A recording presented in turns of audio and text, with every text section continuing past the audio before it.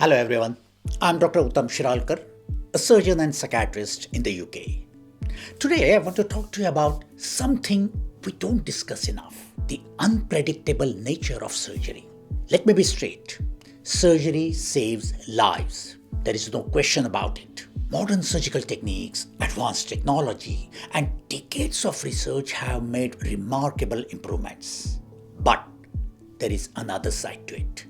Surgery is still imperfect, risky, and sometimes deeply mysterious. To prove this point, I'm going to share two real case stories. They are from the book Complications, written by a renowned surgeon from the USA, Dr. Atul Gawande. These are not typical success stories.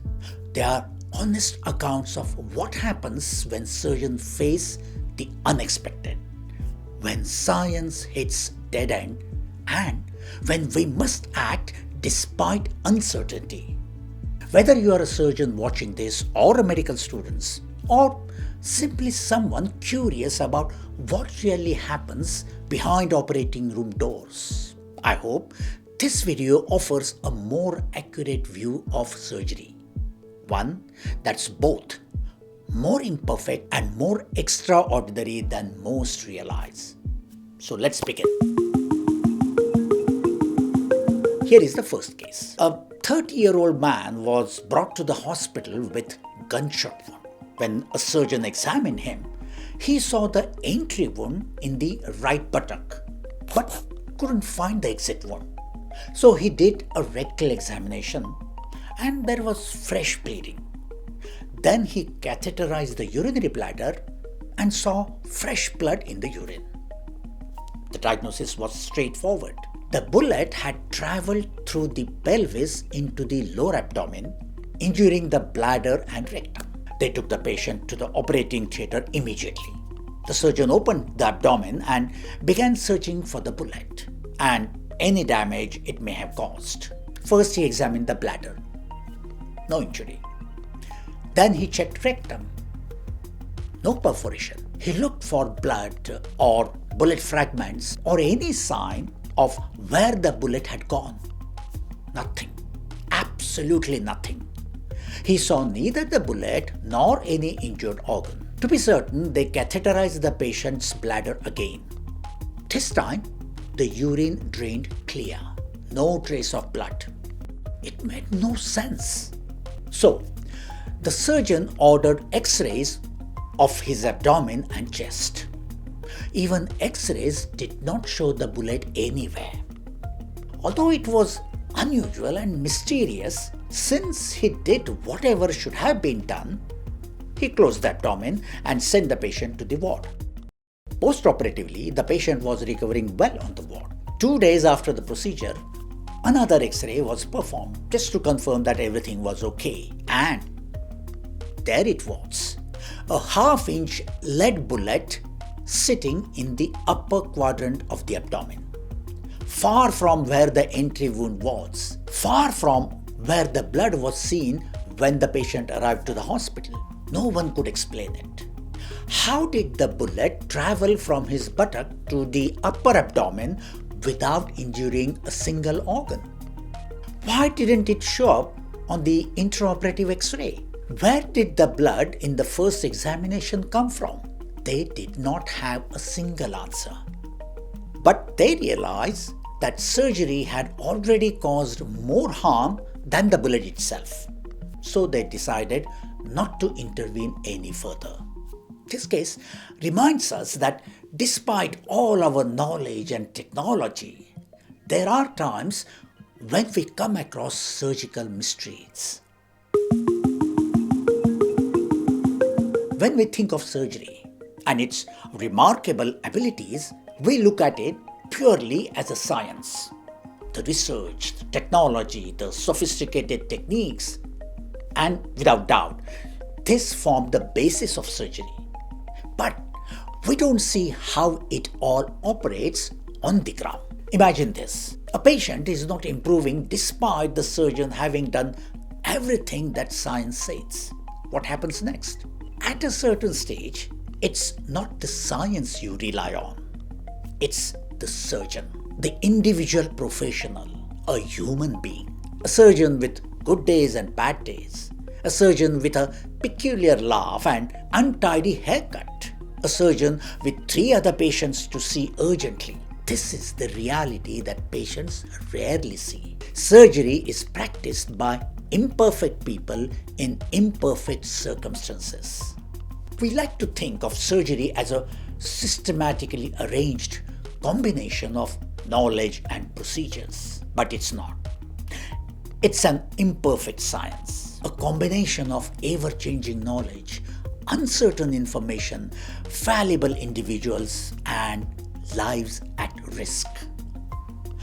There is a science in what we do, yes, but also habit, intuition, and sometimes plain old gamble. There is a gap between what surgeons do and what others expect from them, and this gap complicates everything. Let me share another case to show just how unpredictable surgical decision-making can be. A schoolboy was brought to hospital for severe breathlessness. It began with a dry cough for a week. His doctor thought it was minor chest infection. But when the boy started becoming severely breathless, his parents rushed him to the hospital. The boy's chest X-ray shocked everyone. There was a large mass in his chest. The CT scan showed a football-sized tumor around his heart. It was compressing his airway. Additionally, there was fluid in the right side of his chest that had compressed the left lung so much that it wasn't functioning at all. He was immediately taken to the operating theatre to secure his airway. In that operating room, there was a general surgeon, a trainee pediatric surgeon, and an anesthetist. The general surgeon was of the opinion that the anesthetist should insert a stiff endotracheal or breathing tube into the boy's airway to keep it open. But the anesthetist rejected that idea.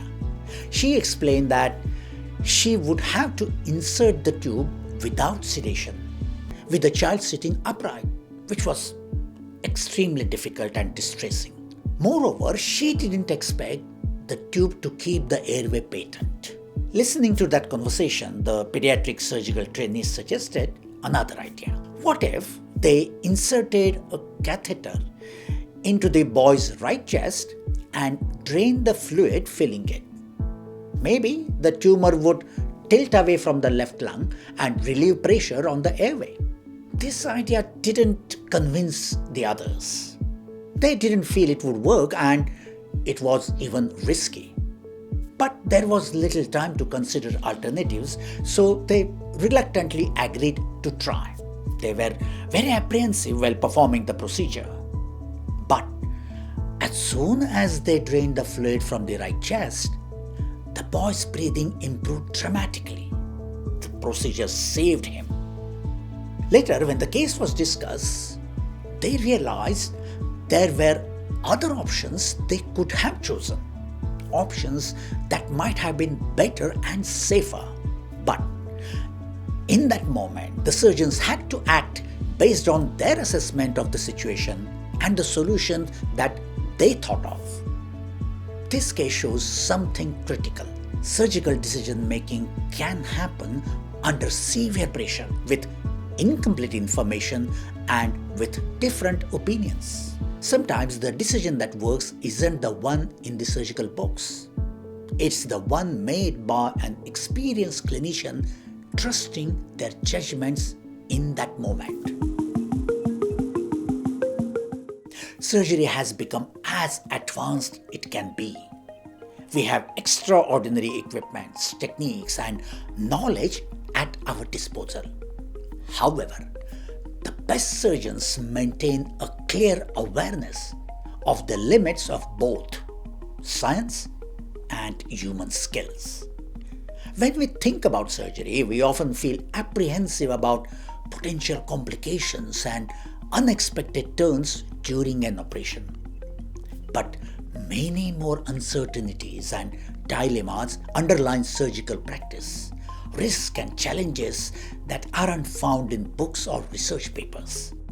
So why did I share these stories with you? Because if you are a patient or a family member facing surgery, you deserve to know that surgeons are human.